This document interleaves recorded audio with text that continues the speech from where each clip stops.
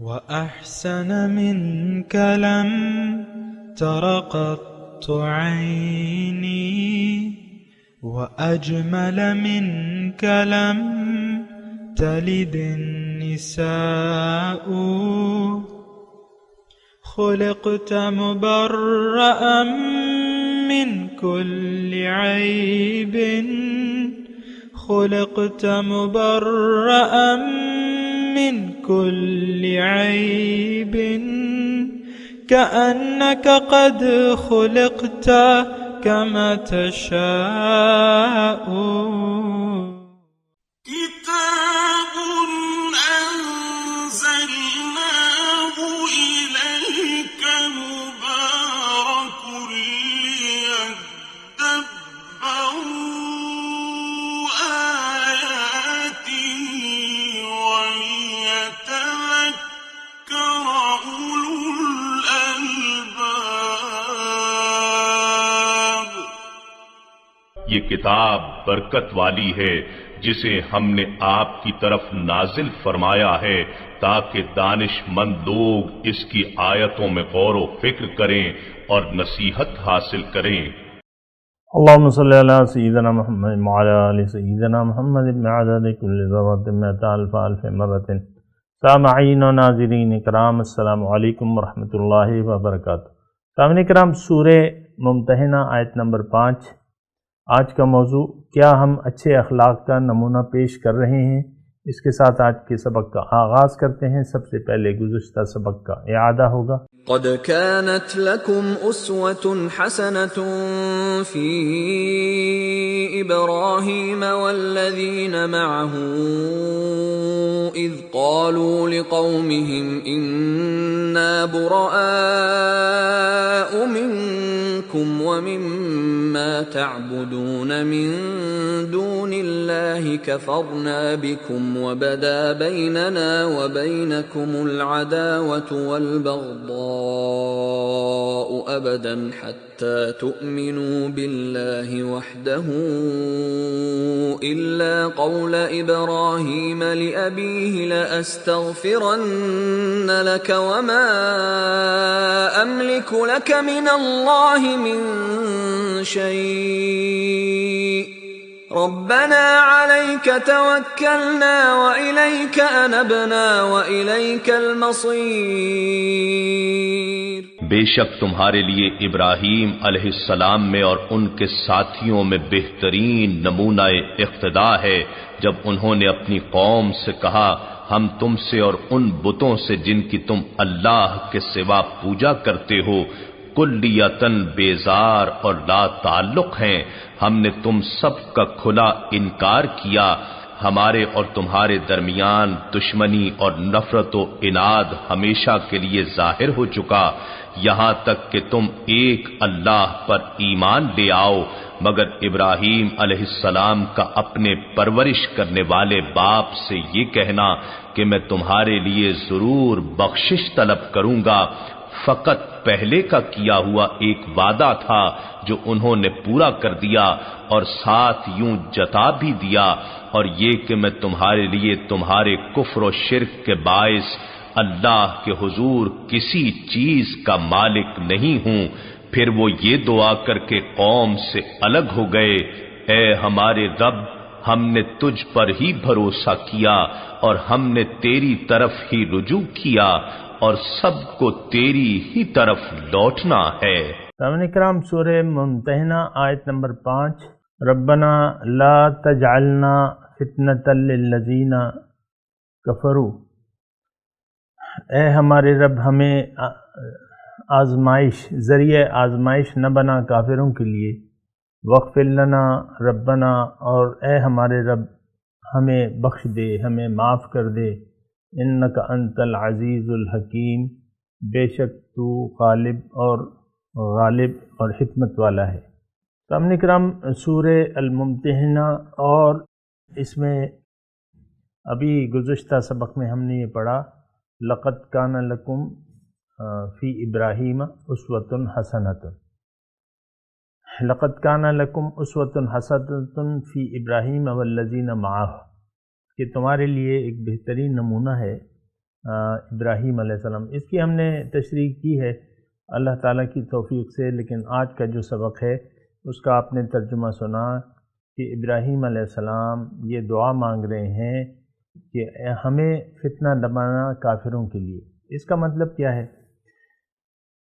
دیکھیں انسان ایک تو یہ ہے نا کہ پیغمبر جو دعائیں ہیں یہ یعنی ایک نمونہ ہوتی ہیں امت کے لیے، اور جو ہم ہیں یعنی حضور صلی اللہ علیہ وسلم کے جو پیروکار ہیں ان کے لیے بھی اللہ تعالیٰ نے یہ فرمایا ہے کہ تمہیں ابراہیم علیہ السلام، اصل میں آپ کو معلوم ہے کہ حضرت محمد صلی اللہ علیہ وسلم جو تھے وہ بنو اسماعیل میں سے تھے، اور ابراہیم علیہ السلام ان کے جد امجد تھے، اور رئیس الموحدین کا لقب دیا گیا ہے حضرت ابراہیم علیہ السلام کو، یعنی توحید پرستوں کا سردار۔ تو لہٰذا دیکھیں یہ ہر پیغمبر ایک ہی دعوت لے کے آتے ہیں اللہ تعالیٰ کی طرف، پھر ہر پیغمبر قابل تقلید ہوتے ہیں، یعنی ایسا نہیں ہے کہ نوح علیہ السلام کا ایک فعل ہے یا ایک ان کی سنت ہے وہ ہمارے لیے نہیں ہے، نہیں، تمام پیغمبروں کے واقعات جو بیان ہوئے ہیں قرآن پاک میں مختلف انداز سے، تو اس میں ہمارے لیے عبرت ہے ان کے تمام پیغمبروں کے لیے۔ یہاں تو ابراہیم علیہ السلام کا صرف نام لیا جا رہا ہے نا، لیکن میں کہہ رہا ہوں کہ یہ یعنی اگر آپ اس کو وسیع تناظر میں دیکھیں تو تمام پیغمبروں کی اسوہ حسنہ میں ہمارے لیے نمونہ ہے، کیونکہ ہر پیغمبر اپنی جگہ ایک نمونہ ہوتا ہے، ایک شہید ہوتا ہے اپنی قوم پہ۔ اور تو یہاں جو الفاظ بیان ہو رہے ہیں کہ اے ہمارے رب ہمیں آزمائش کا ذریعہ نہ بنا، تو میں آپ کو کہہ رہا ہوں کہ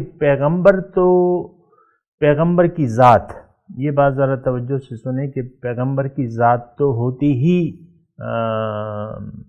وہ ہوتی ہے، کیا ہوتی ہے؟ نمونہ ہوتی ہے، اور پیغمبر کی ذات تو ایک امتحان لے کے آتی ہے، یعنی اس میں تو کوئی شک نہیں ہے، کوئی لوگ انکار کر دیتے ہیں، کوئی اقرار کر لیتے ہیں، مان لیتے ہیں، تو آزمائش جب آتی ہے تو اس میں کوئی لوگ فیل ہو جاتے ہیں، کوئی پاس ہو جاتے ہیں۔ بہرحال یہ ہر پیغمبر کے ساتھ ایسا ہوا ہے، اور حضور صلی اللہ علیہ وسلم تشریف لائے تو بعض لوگ یعنی سب لوگوں کے لیے، مقامی قریش کے لیے وہ ایک آزمائش تھے، اب بعض جو ہے اس آزمائش میں فیل ہو گئے اللہ تعالیٰ کی طرف سے جو تھی، مثال کی طرح جو مشرکین مکہ تھے جنہوں نے حضور کی دعوت سے انکار کر دیا تھا، وہ اس آزمائش میں فیل ہو گئے، اور جنہوں نے قبول کر لیا وہ اس آزمائش میں پاس ہو گئے۔ یقیناً یعنی پہلے تو دور جاہلیت تھا، اب جن لوگوں نے حضور کی دعوت پہ لبیک کہا وہ اس آزمائش میں پاس ہو گئے۔ تو بہرحال یہاں جو ہے ایک خاص یعنی اس کا مفہوم ہے کہ ہمیں کافروں کے لیے فتنہ نہ بنا۔ دیکھیں آج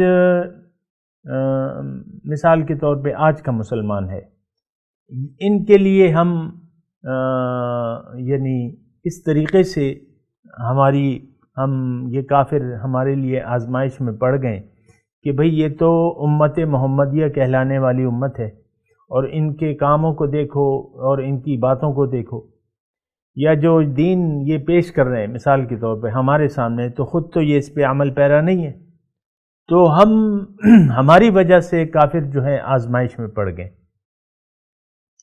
تو خلاصہ گفتگو کا یہ ہے کہ مومن کو ایسا ہونا چاہیے کہ اس کو باقی لوگوں کے لیے ایک نمونہ ہونا چاہیے، جیسا کہ قرآن مجید میں ارشاد باری تعالیٰ ہے، کنتم خیر امت اخرجت للناس تأمرون بالمعروف وتنہون عن المنکر، تم ایک بہترین امت ہو کہ تم لوگوں کو نیکی کی دعوت دو گے اور برائی سے روکو گے۔ پھر دوسری جگہ اللہ تعالیٰ نے ارشاد فرمایا ہے کہ وَكَذَلِكَ جَعَلْنَاكُمْ أُمَّةً وَسَطًا لِتَكُونُوا شُهَدَاءَ عَلَى النَّاسِ وَيَكُونَ الرَّسُولُ عَلَيْكُمْ شَهِيدًا۔ اللہ تعالیٰ نے ہمیں فرمایا ہے کہ دیکھو تم ایک امت وسط ہو، درمیانی امت ہو، نہ تمہارا یعنی ہر ایکسٹریم سے تم بالا ہو. ایکسٹریم میں پڑ گئے وہ یہود بھی پڑ گئے اور عیسائی بھی پڑ گئے، انہوں نے رہبانیت اختیار کر لی. تو ہم یا یہود جو تھے وہ سارے کے سارے دنیا دار ہو گئے مثال کے طور پہ. تو دونوں نے جو ہے ایکسٹریم کا راستہ لیا، یہود نے بھی اور نصارہ نے بھی.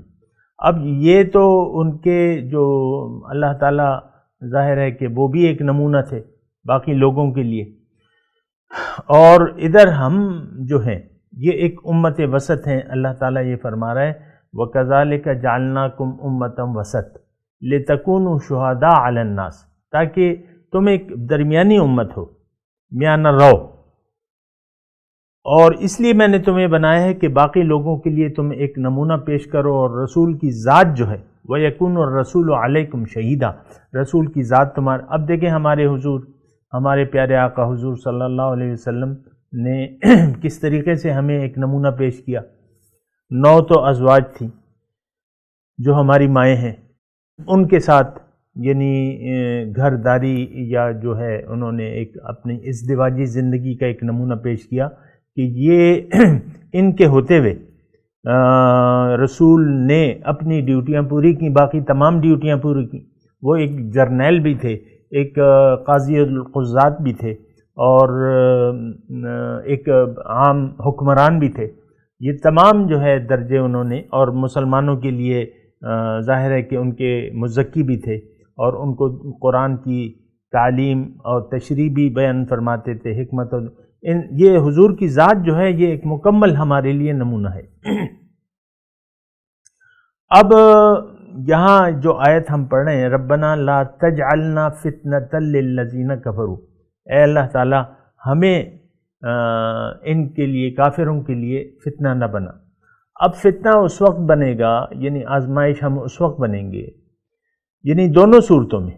اگر ہم نے پورا نمونہ پیش کیا، اپنے رسول خدا صلی اللہ علیہ وسلم کی تعلیمات پر عمل کر لیا، اور ایک کامل مومن کی صورت میں ہم جیے، اور ایک جماعت ہم نے بنا لی، تو یہ پھر دیگر لوگوں کے لیے ایک نمونہ ہے، اور ان کے لیے ایک فتنہ اور آزمائش بھی ہے، کیونکہ ان کے سامنے ایک مکمل عمل کا ایک نمونہ موجود ہے. لِتَكُونُوا شُهَدَاءَ عَلَى النَّاسِ، اگر ہم لوگوں کے لیے ایک نمونہ پیش کرتے ہیں تو یہ پھر کافروں کے لیے ایک نمونہ ہے. اور اگر نہیں کرتے، مثال کے طور پہ جیسا کہ آج کل ہم یعنی مسلمانوں کا، یعنی ہم مومنوں کا ایک نمونہ ہم نے کہیں بھی پیش نہیں کیا. آپ دیکھیں نا، ہمارا جو عام طور پہ ہماری حالت ہے، یعنی من حیث القوم، نہ مومن ہے، نہ ان کی کوئی جماعت ہے، نہ ان کا کوئی امیر ہے، نہ ان کا کوئی عملی طور پہ کوئی اقتدار موجود ہے، نہ ان کا کوئی نظام ہے. یعنی اللہ کا نظام، ہمارے جتنے بھی اسلامی مملکت ہیں تو اس میں اللہ کا نظام نہیں ہے. یہ خواہشات نفس ہیں، کسی نے کچھ لے لیا، کسی نے کچھ لے لیا ہے، اور یہ ذاتی خواہشات کی بنا ہے. آپ مجھے نہیں پیش کر سکتے ایسی ایک مملکت جو لوگوں کے لیے آج ایک نمونہ ہو اللہ تعالیٰ کی اطاعت اور رسول صلی اللہ علیہ وسلم کی اتباع کا، کہ یہ امت جو ہے، ظاہر ہے کہ ہم اللہ تعالیٰ اور اس کے رسول کے احکامات کو ماننا چاہیے، جو کہ ہم نہیں مان رہے. ایسا آپ پاکستان کو دیکھ لیں، یہاں بھی وہی حالت ہے، سودی نظام ہے، اور فحاشی اور عریانی جو ہے اپنے عروج پہ ہے، بے مقصدیت اپنے عروج پہ ہے، اور لا حاصل زندگی گزار رہے ہیں. تو اب یہ ہے نا کہ ہم قرآن اور حدیث تو موجود ہے، لیکن ہم اس پر عمل پیرا نہیں ہیں، تو ہمارا یہ عمل جو ہے یہ کافروں کے لیے فتنہ ہے. کبھی وہ ہمیں دیکھتے ہیں اور کبھی ہمارے قرآن کو دیکھتے ہیں، تو اس میں بہت بڑا تضاد ہے. تو ظاہر ہے کہ ان کے لیے آزمائش بن گئی کہ جائیں، یعنی جو لوگ مسلمان ہونا چاہتے ہیں وہ یہ سوچتے ہیں کہ جائیں تو جائیں کہاں.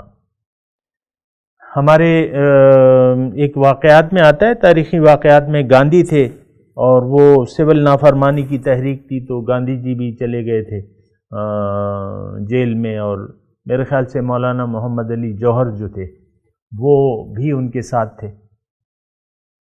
تو دونوں اپنے اپنے پائے کے جو ہیں لیڈر تھے. تو مولانا محمد علی جوہر نے یا کوئی اور شخص ہوگا، بہرحال مسلمان تھا، انہوں نے کہا گاندھی تم اتنے مطلب یہ ہے کہ اصولوں کے پکے ہو اور ایک حق کے پرستار ہو بظاہر، تو تم اسلام کو کیوں نہیں قبول کر لیتے؟ تو اس نے جواب دیا کہ اے مولانا، تمہاری بات تو ٹھیک ہے کہ اسلام حق ہے اور دین برحق ہے، لیکن تم مجھے زمین کا 1 انچ کا ٹکڑا بتا دو جہاں کے اوریجنل مسلمان موجود ہو یا اس کی حکومت ہو. آج کا عمر، انہوں نے غالباً یہ کہا کہ بھئی اگر تم عمر اور صدیق عمر کا اسلام مجھے یہاں آج کہیں بتا دو تو آج میں مسلمان ہو جاتا ہوں. تو لہٰذا مولانا جو تھے وہ تو پھر لاجواب ہو گئے، کیونکہ ایسا نمونہ تو نہیں تھا. تو یہ ایک آزمائش ہے. بہرحال ان کا جواب اس لحاظ سے بھی غلط تھا گاندھی کا کہ دیکھیں اللہ تعالیٰ نے ہمیں یعنی یہ فرمایا ہے کہ اپنے آپ کو قو انفسکم علیکم انفسکم، تم پر ذمہ داری تم اپنے آپ کی ہے. کوئی دوسرا اگر گمراہ ہو تو تم پہ اس کا اثر نہیں پڑنا چاہیے. لا یضرکم من ضل اذا اہتدیتم، اگر تم ہدایت پر ہو تو دوسرا جو گمراہ ہے وہ تمہیں کوئی نقصان نہیں پہنچا سکتا. لا یضرکم من ضل اذا اہتدیتم.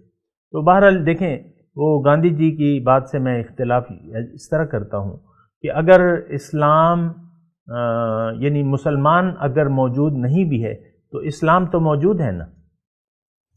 تو یہ باتیں ہم میں بھی رائج ہیں کہ بھئی آج مجھے بتا دو. یہ عام ہمارے لیڈران جو ہیں ان کو کہا جاتا ہے کہ بھئی اسلام نافذ کرو، وہ کہتے ہیں کون سا اسلام؟ بریلیوں کا یا دیوبندیوں کا، یہ سب لوگ آپس میں ایک دوسرے کو کافر بنانے پہ تلے میں، ہم کون سا اسلام نہ. تو یہ بات بھی غلط ہے ان کی. اور دیکھیں انسان اپنی ذات کا مکلف ہے. اللہ تعالیٰ نے قرآن میں ہمیں یہ بتایا ہے علیکم انفسکم، تم پر ذمہ داری تم پر ہے. قرآن و حدیث موجود ہے. یہ بات کرتے ہوئے مجھے وہ حضرت عزیر علیہ السلام کا وہ واقعہ یاد آ گیا کہ وانظر الی طعامک و شرابک لم یتسنہ. وہ عالم خواب میں انہوں نے ایک وہ دیکھا نا، خواب دیکھا کہ 100 سال کے لیے اللہ تعالیٰ نے خواب میں انہیں موت دے دی. جب اٹھے تو وہ ہڈیاں گدھا جو تھا، وانظر الی حمارک و شرابک، ایسی کوئی آیت ہے، میں ابھی آپ کو کہہ رہا ہوں، وانظر الی طعامک و شرابک لم یتسنہ. تو بہرحال وہ ابھی تو میں اس کی تفصیل نہیں بیان کر رہا، وہ میں نے بیان کی بھی اللہ تعالیٰ کی توفیق سے، کسی کا شوق ہو تو وہاں دیکھ لے. لیکن اس میں اللہ تعالیٰ نے یعنی جب وہ خواب سے بیدار ہوئے تو خواب میں ان کو یہ بتایا گیا کہ ٹھیک ہے تمہارا 100 سال تو تم پہ موت کی کیفیت طاری رہی، لیکن دیکھو کہ تمہارا کھانا پینا جو ہے وہ سڑا نہیں ہے. اب ہماری غذا کیا ہے؟ روحانی قرآن و حدیث ہے ماشاءاللہ، اور اس کی گارنٹی تو اللہ تعالیٰ نے اٹھا رکھی ہے کہ قیامت تک یہ خراب نہیں ہوگا، اس میں کوئی رد و بدل نہیں کر سکے گا. سبحان اللہ. جہاں قرآن کی حیثیت ہے اسی طرح حدیث کی بھی محکمات اس میں موجود ہیں، اس کی مطلب صحیح احادیث موجود ہیں جو کہ ہماری رہنمائی کے لیے کافی ہیں. تو یعنی وہ گاندھی کی بات سے میں اختلاف کر رہا تھا. یا آپ لوگوں معاشرے میں اکثر یہ ہوتا ہے کہ ہم معاشرے میں رہتے ہیں اور ہم یہ دیکھتے ہیں کہ یار کوئی بھی عمل نہیں کر رہا، ہم بھی نہیں کرتے، یعنی یہ جواز بنا لیتا ہے. یا ایک محکمے میں رشوت ستانی ہے، کرپشن ہے بری طرح، اور ایک نیا لڑکا جاتا ہے تو ابتدا میں تو تھوڑا سا وہ ہچکچاتا ہے حرام کھانے میں، لیکن آہستہ آہستہ آہستہ آہستہ وہ صحبت کا اثر ہوتا ہے اور وہ بھی اسی رنگ میں رنگا جاتا ہے، اور وہ یہ کہہ کے یہی حرام خوری اختیار کر لیتا ہے کہ چلو سب لوگ کر رہے ہیں یار، یہ تو یہاں ماں کا دودھ بنا ہوا ہے. رشوت جو ہے، کرپشن جو ہے، ماں کا دودھ بنی ہوئی ہے، سب لوگ اس کو جائز سمجھتے ہیں، ہم بھی اسی. تو یہ عام طور پہ ہمارے معاشرے کی یہ کیفیت ہے کہ ہم جو معاشرہ حرام کاری میں مصروف ہے، بے مقصدیت میں مصروف ہے، کوئی بھی اپنے مقصد حقیقی کو جاننے کے لیے تیار نہیں ہے، تو ہم بھی کہتے ہیں چلو ہم بھی اسی طرح وہ کر لیتے ہیں. یعنی وہ ہماری مثال وہ بکریوں کے ایک ریوڑ کی سی ہے کہ ایک یعنی ان کا اصول یہ ہوتا ہے کہ پہلے جو آگے یہ گڈریے جو ہیں یہ پہلی والی بکریوں کا رخ جو ہے اپنی مرضی کے مطابق موڑ لیتے ہیں تو تمام بکریاں اس کے پیچھے چل پڑتی.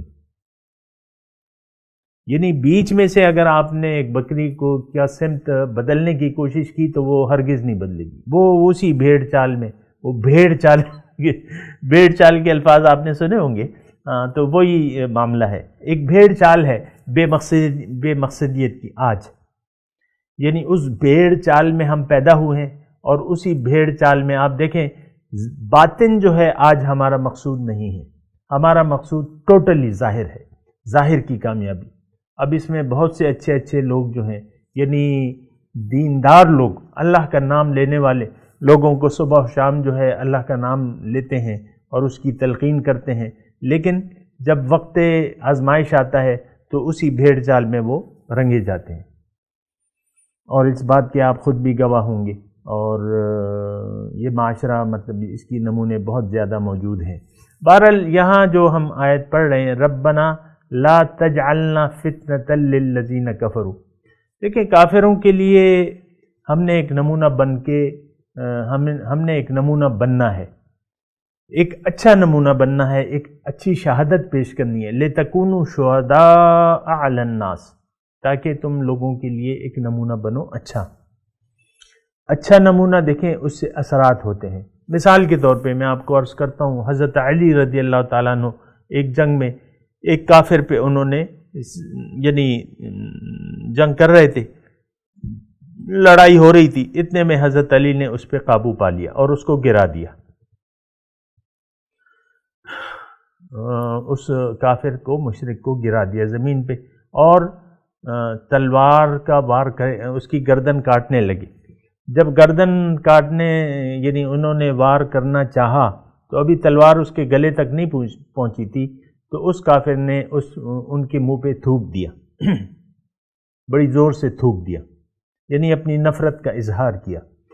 تو بہرحال اب یہ وہ وقت تھا، اب ظاہر ہے کہ کوئی آپ کے منہ پہ تھوک دے تو آپ کو کیا لگے گا. تو لیکن حضرت علی تو مرد مومن تھے، انہوں نے اس کافر کو چھوڑ دیا، اس سے اٹھ گئے، تلوار اس سے اٹھا لی اور اس کو کہا جاؤ. انہوں نے کہا حضور ابھی تو آپ مجھے مارنے پہ تلے ہوئے تھے اور اب میں نے آپ کے منہ پہ تھوک دیا ہے تو اب آپ مجھے معاف کر رہے ہیں. تو حضرت علی نے بڑا بہترین جواب دیا کہ دیکھو اب تک تو میں اللہ کی وجہ سے، اللہ کے لیے، اللہ کے دین کے لیے تم سے لڑ رہا تھا. اب جب میں نے تم پہ قابو پا لیا اور میں تمہیں قتل کرنے لگا تو تم نے میرے منہ پہ تھوک دیا.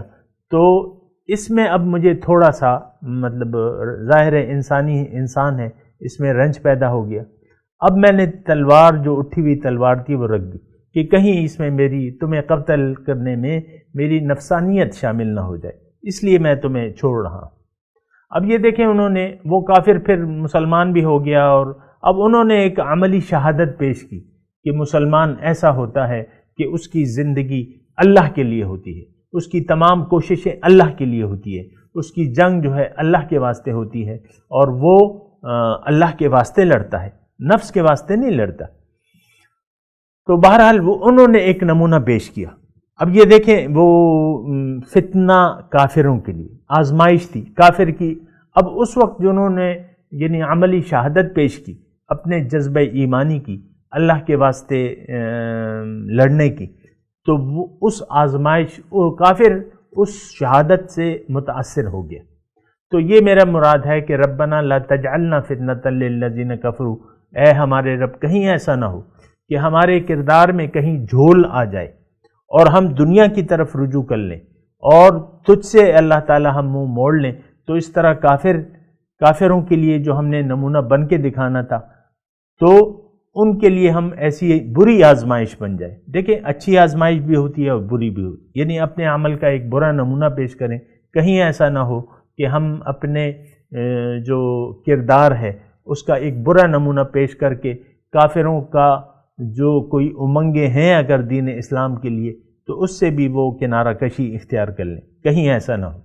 اور وَاغْفِرْ لَنَا رَبَّنَا، اور اے ہمارے رب تو ہمیں بخش دے۔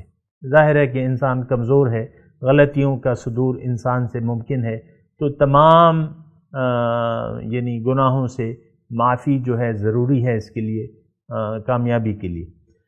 اور انک انت العزیز الحکیم، بے شک تو ایسا کر سکتا ہے، تو غالب ہے۔ ظاہر ہے کہ انسان اگر یہ بات ذرا نوٹ کر لیں کہ انسان اگر اللہ پہ بھروسہ کر کے اللہ تعالیٰ کی طرف رجوع کرتا ہے اور اپنے اعمال کی صحیح شکل پیش کرنا چاہتا ہے معاشرے کے سامنے اور اپنے رب سے گناہوں کی معافی کا خواستگار ہوتا ہے تو اللہ تعالیٰ غالب ہے اور وہ اللہ تعالیٰ اس کو معاف کر دے گا، اس کے درجات بلند کر دے گا، اور الحکیم ہے، اس کے تمام کاموں میں حکمت ہے۔ تو بہرحال یہ سارا مضمون تھا سامعین کرام، اللہ تعالیٰ کی توفیق سے میں نے آپ کے سامنے بیان کیا، اور اب میں تلاوت کرتا ہوں، میرے ساتھ دہرائیے۔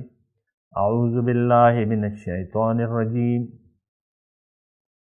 بسم اللہ الرحمن الرحیم۔ ربنا لا تجعلنا فتنة للذین کفروا واغفر لنا ربنا انك انت العزیز الحکیم۔